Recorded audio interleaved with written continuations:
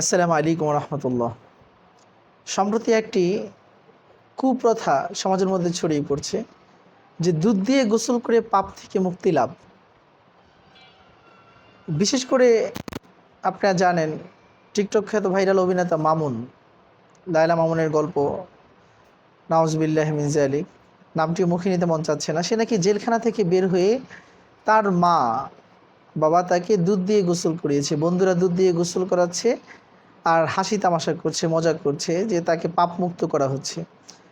শুধু তাই নয়, সম্প্রতি দেখা যাচ্ছে অনেকেই বিশেষ করে বিচ্ছেদের ঘটনায় স্ত্রী থেকে মুক্তি লাভ করে, স্ত্রীকে তালাক দিয়ে অথবা স্ত্রী থেকে বিচ্ছেদ হয়ে তারা পূর্বের সংসার থেকে দুধ ঢেলে পিছনের সমস্ত পাপ গ্লানি অথবা তাদের নষ্টামিকে ধুয়ে মুছে সাফ করতে চাচ্ছে। আসলেই কি দুধ দিয়ে গোসল করার দ্বারা পিছনের পাপগুলো মাফ হয়ে যায়? এই প্রশ্নটি করার আগে আমি আরেকটি প্রশ্ন আপনাদেরকে করতে চাই, সেটা হলো যে পাপটা মাফ করবেন কে? আমরা কার কাছে পাপী? উত্তর হবে আল্লাহর কাছে পাপী। যদি আমি আল্লাহর কাছে পাপী হয়ে থাকি, আল্লাহর পাপী গোলাম হয়ে থাকি, তাহলে আমি কিভাবে পাপ থেকে মুক্ত হব সেই পদ্ধতি আমাকে বলে দিবেন কে? আল্লাহ সুবহানাহু ওয়া তাআলা। তাহলে আল্লাহ পাকের বাতানো পদ্ধতি ছাড়া পাপ থেকে মুক্ত হওয়ার বিকল্প কোনো রাস্তা নাই। তো পাপ থেকে মুক্ত হওয়ার রাস্তা মৌলিকভাবে কয়েকটি। নাম্বার 1 হলো তওবার মাধ্যমে। ওয়াতুবু ইলাল্লাহি তাওবাতান নাসুহা, তুবু ইলাল্লাহি তাওবাতান নাসুহা। আল্লাহ পাক পবিত্র কোরআনে বলছেন তোমরা আল্লাহর কাছে খাঁটি তওবা করো। নাসুহা মানে নসুহার মতো তওবা করো, বিষয়টা এরকম না। নাসুহা মানে হলো খাঁটি তওবা করো। যাক, সেই গল্পের দিকে যাচ্ছি না। তওবার মাধ্যমে মুমিন বান্দা পাপ থেকে মুক্ত হয়। আল্লাহ পাক পবিত্র কোরআনের মধ্যে আরেক জায়গায় বলছেন যে মানুষ কি করে তার পিছনের পাপ থেকে মুক্ত হতে পারবে। সূরা ফুরকানের শেষ পৃষ্ঠার মধ্যে আল্লাহ পাক বলছেন ইল্লা মান তাবা ওয়া আমানা ওয়া আমিলা আমালান সালিহা ফাউলাইকা ইউবাদদিলুল্লাহু সাইয়্যাতিহিম হাসানাত ওয়া কানাল্লাহু গফুরুর রহিমা। আল্লাহ সুবহানাহু ওয়া তাআলা সূরা ফুরকানের আগে বলছেন, হ্যাঁ, সেখানে আল্লাহ পাক অনেকগুলো পাপের কথা, ওয়াইজনুন ওয়া ইয়াফআল যালিকা ইয়ালকা আসামা ইউদাআফ লাহুল আযাব ইয়াওমাল কিয়ামা ওয়া ইয়াখলুদ ফীহি মুহানা। হ্যাঁ, তারপরে ইল্লা মান তাবা। তো এটাকে আল্লাহ বলছে জিনা করে, এই করে, সেই করে, বিভিন্ন পাপ করে তাদের আযাব বাড়িয়ে দেওয়া হবে, তাদেরকে জাহান্নামে যেতে হবে, সেখানে তারা লাঞ্ছিত অপমান হবে।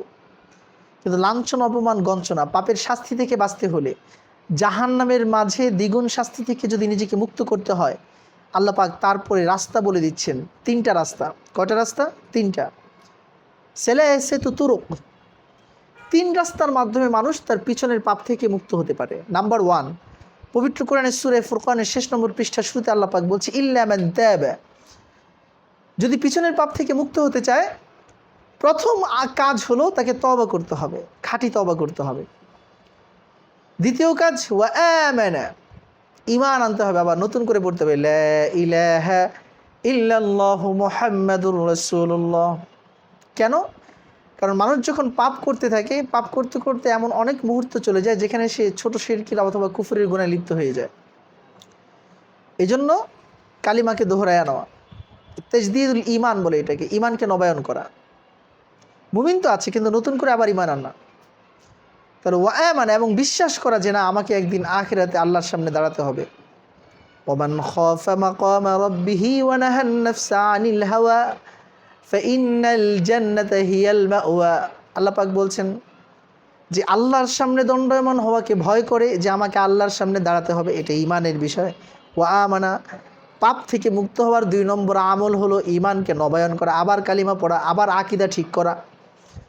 এর মধ্যে একটি হলো ওয়া মান খাফা মাকামা রাব্বিহি, যে আল্লাহর সামনে দণ্ডায়মান হওয়াকে ভয় করবে। ওয়া নাহান নাফসা আনিল হাওয়া, এবং আত্মাকে কুপ্রবৃত্তি থেকে বিরত রাখবে। ফাইন্নাল জান্নাতা হিয়াল মাওয়া, আল্লাহ পাক বললেন জান্নাত তার ঠিকানা হয়ে যাবে, জান্নাত তার চিরস্থায়ী ঠিকানা। তাহলে পাপ থেকে মুক্ত হলে দুধ ঢেলে পাপ মুক্ত হওয়া যায় না। এটা মানব বাঁচানো পদ্ধতি, মানব রচিত পদ্ধতি, কুসংস্কার। পাপ থেকে মুক্ত হতে হলে আল্লাহ পাকের বাঁচানো পদ্ধতি। 1 নম্বর তওবা করতে হবে, 2 নম্বর ঈমান আনতে হবে, তাজদীদে ঈমান। ঈমান কি? আমাকে আল্লাহর সামনে দাঁড়াতে হবে, আমাকে মরতে হবে, আমাকে কবরে যেতে হবে। 3 নম্বর হলো ওয়া আমিলা আমালান সালিহা, এবং নেক আমল করতে হবে। নেক আমল করলে পাপ মুক্ত হয়।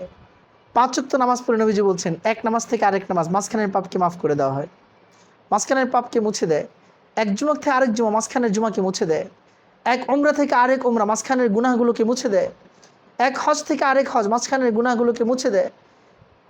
ঠিক একইভাবে রমজান, মান কামা রমাদান ঈমানান ওয়া ইহতিসাবান গুফিরা লাহু মা তাকাদ্দামা মিন যামবি, রমজানে কেউ যদি কিয়ামুল লাইল করে, তারাবির নামাজ পড়ে, তার গুনাহগুলো মাফ করে দেওয়া হয়।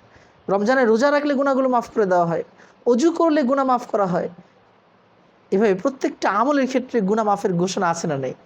তাহলে বুঝতে পারলাম ওয়া আমিলা আমালান সালিহা, আল্লাহর বাতানো পদ্ধতিতে নেক আমল করলে পাপ থেকে মুক্ত হওয়া যায়, দুধের চাইতেও পবিত্র হওয়া যায়।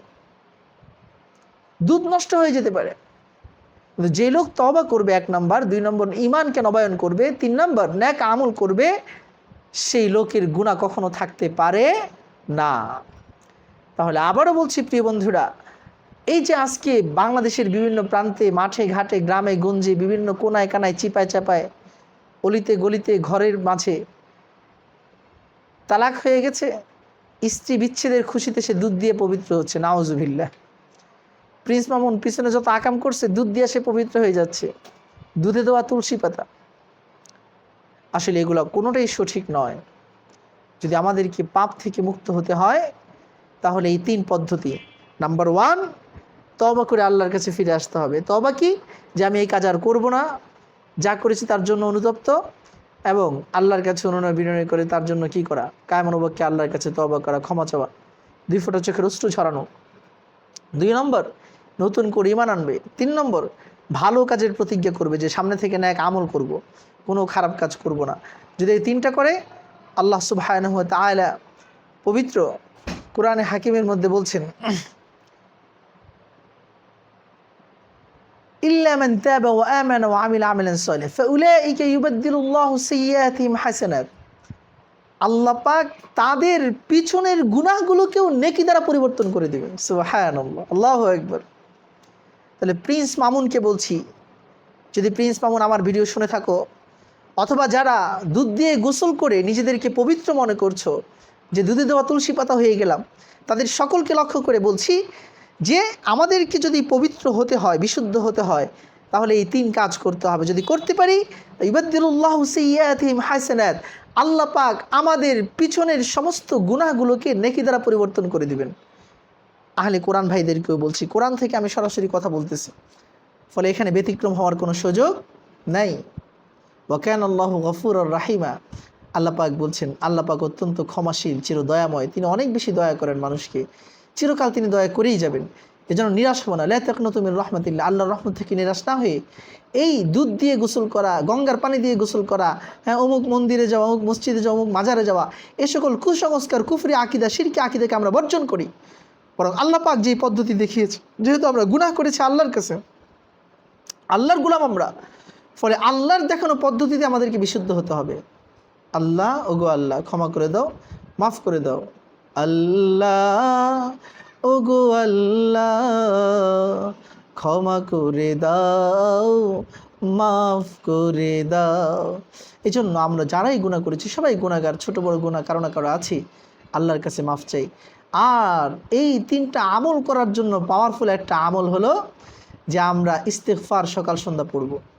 সকালে 200 বার ইস্তেগফার, সন্ধ্যায় 200 বার ইস্তেগফার, এটা আমরা কন্টিনিউ করি, ইনশাআল্লাহ আল্লাহ পাক গুনাহের চাহিদা অন্তর থেকে দূর করে দিবেন। কিংবা গুনাহ করতে গেলে আল্লাহ পাক করতে দিবেন না। আমি নিজে জীবন্ত প্রমাণ। অনেক গুনাহ করতে চাইলে আমরা করতে পারি না, আল্লাহ পাক আমাদেরকে হেফাজত করেন, তার খাস কুদরতি হাত দ্বারা আমাদেরকে হেফাজত করেন।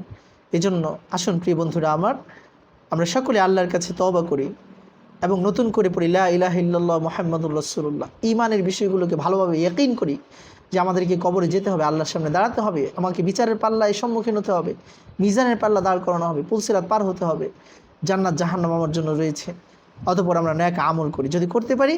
আর এই তিনটা কাজকে সংগঠিত করার জন্য সুচারুরূপে পরিচালিত কিংবা প্রতিদিন নির্দিষ্টভাবে করার জন্য সবচেয়ে জরুরি যে আমল সেটা হলো সকাল সন্ধ্যা ইস্তেগফার পড়া। আস্তাগফিরুল্লাহ, আল্লাহ মাফ করে দেন, আস্তাগফিরুল্লাহ, আল্লাহ মাফ করে দেন।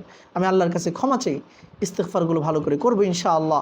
পৃথিবীর সকল মানুষ দুধ দিয়ে গোসল করতে হবে না, শুধু আল্লাহর কাছে দুইটা হাত তুলে দেন, দুইটা চোখের পানি জমিনের মধ্যে ফালায় দেন, আল্লাহর কুদরতি কদমে সিজদায় পড়ে যান, রব্বুল আলামিন আপন রহমতের হাত আপনার উপর বুলায় দেবেন। রব্বুল আলামিন আপনার চাইতে দুধ নয়, শুধু পৃথিবীর সবচেয়ে পরিচ্ছন্ন জিনিসের চাইতে পরিষ্কার বানায় দেবেন। আল্লাহ পাক আমাদের সকলকে গুনাহমুক্ত জীবন গড়ার তৌফিক দান করুন।